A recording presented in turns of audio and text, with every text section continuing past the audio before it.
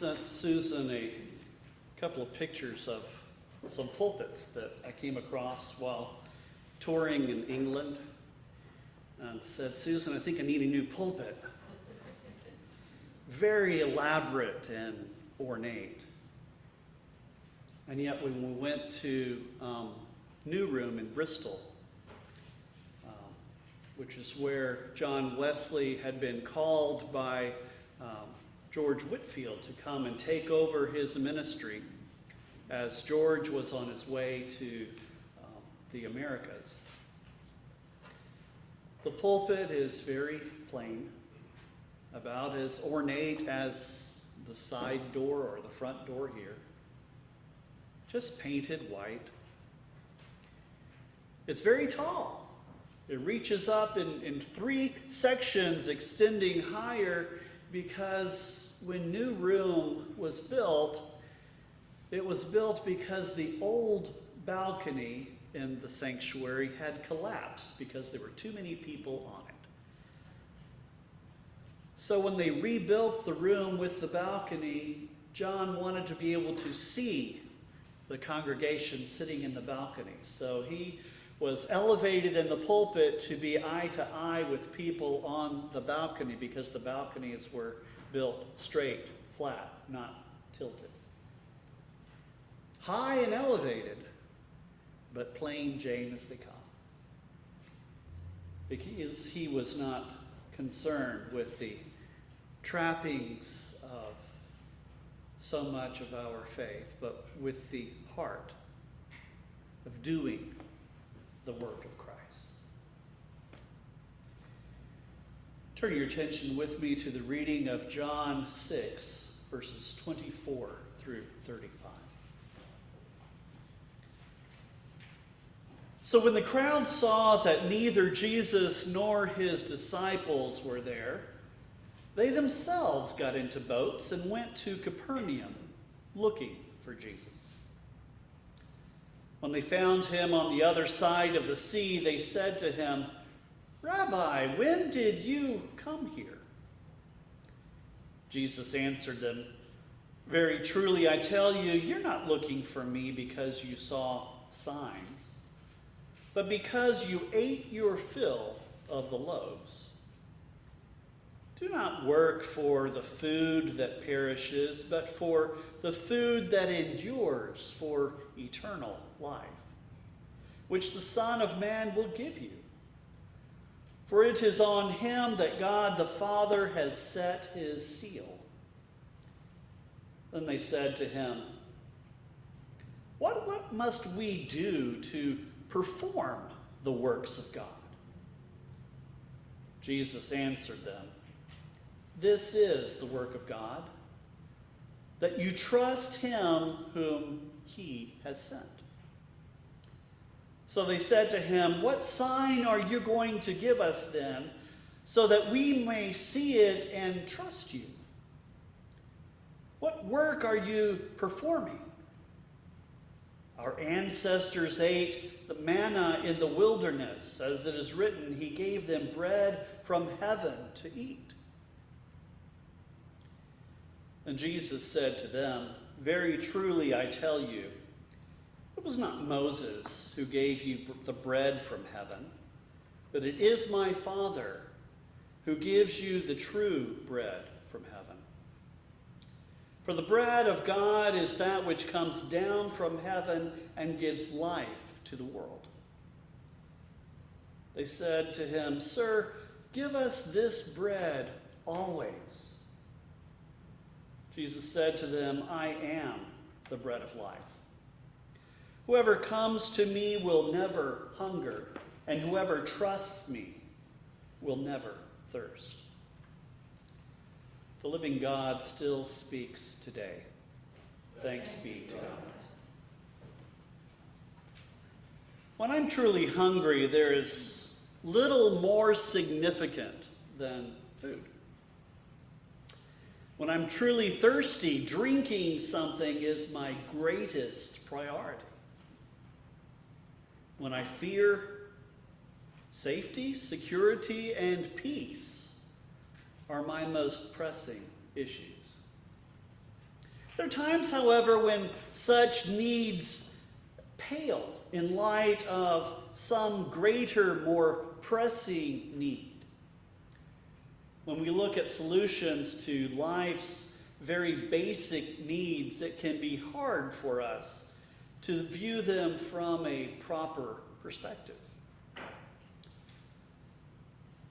Sometimes a meal is more about acceptance, sharing, or building connection than simply meeting a desperate need for nourishment. When Jesus provides manna, what is the significance of this divine bread? Perhaps Jesus made a mistake by feeding the crowds. After all, they misinterpreted the meaning and significance of his mercy and compassion. They focused on escaping the drudgery of daily work. They looked to Jesus as a never-ending buffet, exempting them from life's harsher realities, especially under Roman occupation. They missed the fact that Jesus had indeed fed them, but he had done so more than anything as a means to teach his disciples. He met the crowd's needs as an example to his followers that they should be relying on God's provision as they interacted with others, not upon their own strength, abilities, or resources. If you remember, Jesus had told the disciples, "You feed them." Right? The multitude he had fed wanted to become dependent on him, but neither for the right reasons nor in the right manner. Jesus had left them behind because of their attempt to force him to become their king, their military and political leader that they hoped would expel Rome and usher in a golden era of wealth for Israel. When they found him and called him rabbi, he did not fall for their flattery. That's what it was. He was indeed a teacher, but they were not intent on learning from him. They were not intent on following Jesus' directions. They were intent on pressing him into service on their behalf, for their benefit, with no thought to Jesus' direction or Jesus' priorities. He had fed them. Then he had retreated into the hills, later to locate the disciples and together make their way to the opposite shore of Galilee. He was getting away from them. He recognized their false tribute in calling him their teacher. He called them out on it. When Jesus had filled their bellies with food for which they had not labored, they interpreted this action as something it was not. He told them they were focused on the wrong things. They were looking at Jesus to provide a never-ending messianic banquet. He told them to elevate their dreams and goals to that which lasts beyond the limits of earthly existence. He told them to seek and trust what God really wanted to grant them, to sustain them beyond simply the next mealtime that was coming. Instead, they demanded Jesus give them the ability to perform the deeds of power that could only come from God. They wanted to transform stones into bread. If Jesus were not going to keep feeding them, They wanted to perform the same class of wonders that he had performed. These concerns did not arise from actual hunger. These were other concerns superimposed upon questions of bread, food, God's provision. They were not there to learn from Jesus. They merely sought him out to impose themselves, their understandings, their hopes, their dreams upon him. The same crowd who had followed Jesus out into the wild seeking a circus now wanted more than simple entertainment. They wanted Jesus to become the cheerleader for their ambitions and political aspirations. They wanted him to champion their cause. Jesus was not playing fair. He did not bend to their calling him teacher. He did not allow empty praise to distract him from what actually mattered. He knew they did not seek him to be their teacher. He redirected the conversation to what did matter. He told them they were seeking the wrong goals in life. They were trying to fill important aspects of living with bread when they needed to deal with greater issues that extend beyond filling our stomachs. They needed to lift their attention off the temporary onto that which lasts beyond the limitations and limits of this life. While they sought the ability to perform works that could only originate in God, Jesus told them to submit their ambitions to doing that which God required, which God called them to do. They needed to let go of their goals. They needed to embrace God's purposes for them. In order to do this, they would need to actually trust that Jesus could and wanted to show them God's way for living. They needed to trust him as being God's envoy to them. Rather than performing feats for themselves, they needed to perform God's will. Jesus might as well have been talking to a wall. They were stuck. They were stuck on bread that did not require their labor. They wanted Jesus to keep feeding them, to continue granting sign upon sign upon sign upon sign. They wanted a banquet to last a generation, as Yahweh had provided back in Moses' day. Jesus, however, was not to be redirected.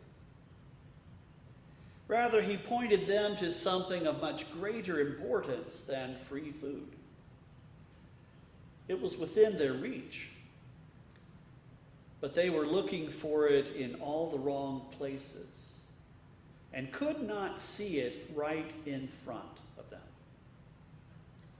Their focus was on the wrong thing, and they could not see what was before them. Bread had distracted them from the blessings that God really wanted to provide. The manna in their ancestors' wilderness wandering was indeed food, but it was more than merely food. It was a daily reminder of their dependence upon Yahweh. It was Yahweh's faithful provision for their needs, day in and day out. It had nothing to do with avoiding work. It had nothing to do with escaping economic oppression or slavery. That was already done. It had nothing to do with preparing them to walk. It had to do, rather, with preparing them to walk into a new land while trusting Yahweh to be sufficient, to care and provide for their needs against any and all odds. Back when I was in junior high, Mom was encouraged to write up a World Hunger Project related to the Baptist Children's Homes in the city and state of São Paulo. The mission board had been gifted millions of dollars for world hunger after the USA for Africa and all the campaigns going on in the U.S. They had all this money to address world hunger, but they didn't have any programs or any vehicle to really use the funds. Someone came down from Richmond and talked to her and walked her through some different ways of looking at a hunger relief project and encouraging her to write one. She spoke with leadership of the children's homes in the state and determined that their greatest needs were not really food. They had food. People were ready to give money for food because it met their needs, not the needs of the children. It made them feel good about doing something tangible, visible. What people didn't want to do was support the overall mission. Things like construction, sewage, housing, laundry. Those things aren't quite as attractive to us. But as she talked with the leadership of the convention, they determined that if the project was written to take care of all things food-related, nutrition-related, the state's funding, the state convention's funding could be redirected to some other things that had been left aside, that there had not been money to do. The financial gifts for food had been very well intentioned, but they did not address the greater underlying needs, without which food might even be meaningless. The divine bread Jesus offers was so much more than simply nourishment for the hungry. It was just as important, just as vital as food. Yet it addressed deeper needs, needs that sometimes might not be seen due to hunger, but needs that extend beyond the next meal. Are we open enough to listening to Jesus, that we might recognize where he would lead us beyond our limited vision, our limited focus? After all, life is about so much more than eating one more meal, isn't it?